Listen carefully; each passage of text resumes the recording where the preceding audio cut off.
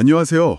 오늘 저희가 함께 깊이 들여다볼 자료는 성경의 무어성에 관한 데28 요약 노트입니다. 이 무어성이라는 개념이 단순히 성경에 오류가 없다 이 말을 넘어서요. 왜 어떤 이들에게는 신앙의 근간 그 자체가 되는지 그 논리의 핵심을 한번 파고 들어보겠습니다. 그렇죠. 이 주제가 사실 굉장히 뜨거운 논쟁을 불러일으키기도 하잖아요. 보내주신 노트를 보니까 그 논증 구조가 아주 흥미롭더라고요. 가장 먼저 나오는 근거는 어찌 보면 굉장히 단순하고 명료합니다. 성경은 하나님에게서 나왔고 하나님은 참되시기 때문에 그분의 말씀인 성경 역시 오류가 있을 수 없다. 뭐 이런 3단 문법이죠. 네, 그 논리 자체는 직관적으로 이해가 되네요. 그런데 노트에서 바로 무어성하고 무류성이라는 두 용어를 구분하고 넘어가는 지점이 있더라고요. 잠깐 언급되긴 하는데 사실 이 둘의 차이가 이 논의의 핵심 아닌가요? 아주 정확하게 보셨습니다. 이 구분이 정말 중요해요. 보통 무료성이라고 하면 성경이 신앙이나 구원 같은 본질적인 목적을 이루는 데는 실패하지 않는다. 뭐 이런 의미로 쓰거든요.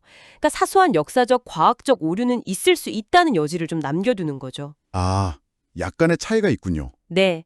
하지만 무어성은 훨씬 더 강력한 주장입니다. 신학적인 가르침은 물론이고 역사나 과학처럼 성경이 단언하는 모든 내용이 전부 사실이라고 믿는 겁니다. 오늘 저희가 보는 이 자료는 명백히 후자의 입장을 따르고 있고요. 훨씬 더 절대적인 입장이군요. 그렇다면 그토록 강력한 주장을 뒷받침하는 뭐랄까 가장 결정적인 근거는 뭔가요? 자료를 보니까 어떤 고대 사본이나 고고학적 증거가 아니라 좀 의외의 인물을 내세우더라고요. 바로 예수님 자신이었어요. 맞습니다. 바로 그 지점이 이 전체 논증의 심장부라고 할 수 있습니다. 논리는 이렇습니다.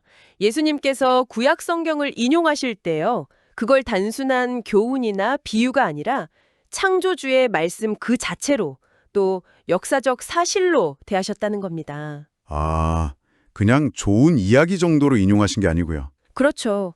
예를 들어 마태복음에서 율법의 1.1획도 없어지지 않는다고 하시거나 요나의 기적을 자신의 부활을 설명하는 예표로 사용하신 것들이 다 근거가 되는 거죠. 아, 그렇군요. 그러니까 우리는 예수를 믿는다? 그런데 그 예수가 성경을 이렇게 대했다. 그러므로 우리도 그렇게 대해야 한다. 이런 식의 논리적 연결고리네요. 이건 단순히 성경 텍스트 자체에 대한 논의가 아니라 예수님을 어떻게 믿고 따를 것인가, 즉 기독론하고 바로 연결되는 이야기 같아요. 바로 그겁니다. 그래서 자료에 칼뱅이 사도들을 성령의 확실하고 진정한 서기관이라고 불렀다는 인용문이 나오는 거거든요.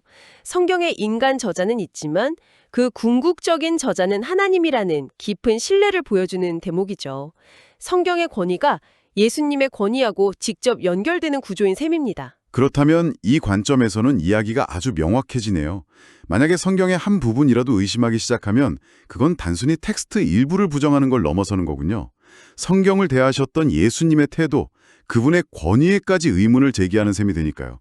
그 파장이 상당하겠는데요? 네, 그래서 J.I. 패커의 인용구가 마치 경고처럼 등장하는 겁니다. 성경을 의심하면 엄청난 진리와 충만한 생명을 잃을 수밖에 없다고요. 이 관점에서 보면 무어성을 부정하는 건 하나님의 신실하심 자체를 의심하는 것과 같아지는 거죠. 아, 뭐랄까, 젠가 게임 같다고 할까요? 별것 아닌 것 같은 역사적 사실 하나를 이건 오류야 하면서 빼내는 순간 하나님의 말씀도 틀릴 수 있다는 전제가 생기면서 신적 권위라는 탑 전체가 흔들릴 수 있다는 겁니다. 자, 그럼 오늘 이 내용을 한번 정리해 보겠습니다.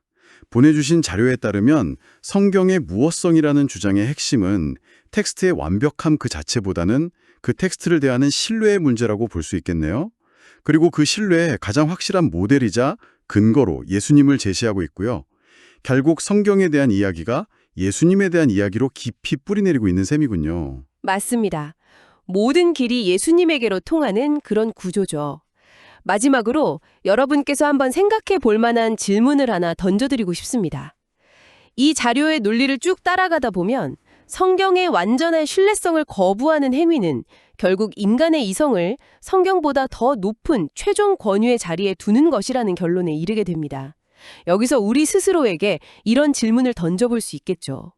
만약 우리 자신이 성경의 어떤 부분은 받아들이고 어떤 부분은 버릴지 결정하는 최종 편집자가 된다면 과연 우리의 진짜 최종 권위는 성경일까요? 아니면 우리 자신일까요?